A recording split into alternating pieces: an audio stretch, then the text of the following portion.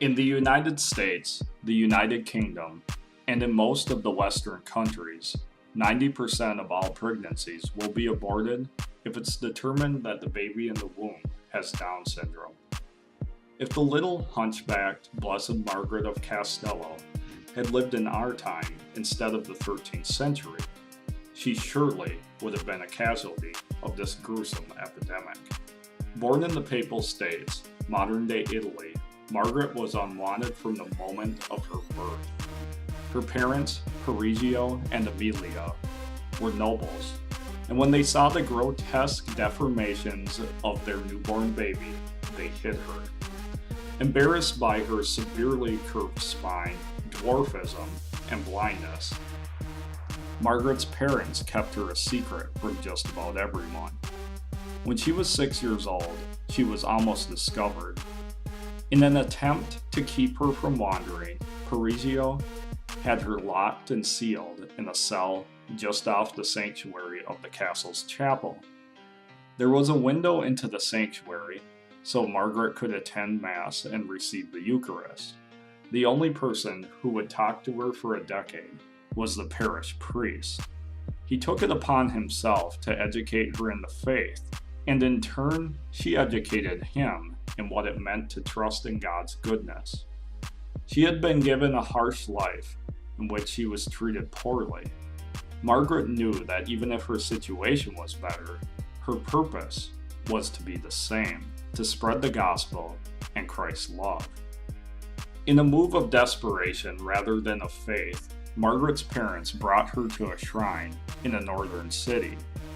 They had heard stories of the healings that took place there, and they brought Margaret along for the pilgrimage. It, however, was not God's will to heal her. Disappointed by the lack of results, her parents left her for dead on the streets. The 4-foot-tall, crippled young woman was at the mercy of those who passed by. She survived by begging for food, and later on she lived with Dominican sisters. In her full year as a beggar, a key to her survival would have to be her faith. She had so much of it that it filled her with joy, and the joy she exuded affected those around her. Margaret's heart was convicted to become a saint, so she entered a convent at Castello. Her conviction got her in, but her holiness got her out. Her fellow nuns had become lax and were not following all of the rules that the founders of the order had put into place. Margaret did follow the rules, and it made the nuns uncomfortable. She was, in a sense, allowing them to see the error of their ways, so they got rid of her. After her exile from the corrupt religious order, she was a daily communicant at the Church of Charity. This church was run by Dominican fathers, and it was also home to the inaugural Third Order of St. Dominic. It was a group for laywomen who wanted to live a holy life but were unable to enter a convent. Even though it was a lay order, all members donned the Dominican habit.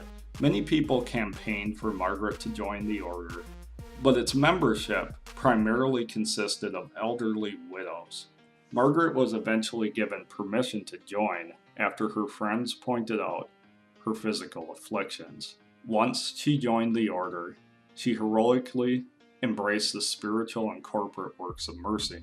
Using her seemingly boundless love of God as her strength, she served the whole city. Many miracles happened while Margaret was living, but even more occurred after she died. Notably, a crippled girl was healed during Margaret's funeral. As impressive as some of these miracles were, there was nothing more impressive than the love and joy that Margaret lived her life with. She may not have had cosmetic beauty, but when it came to beauty within, she did not fall short.